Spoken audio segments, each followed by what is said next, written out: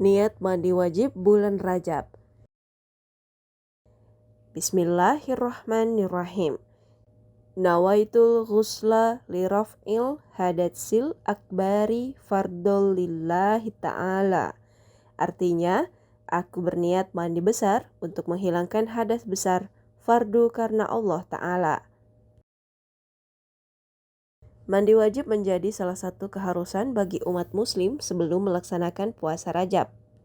Mandi wajib merupakan pembersihan atau menyucikan diri dari hadas besar dengan membasuh seluruh badan menggunakan air.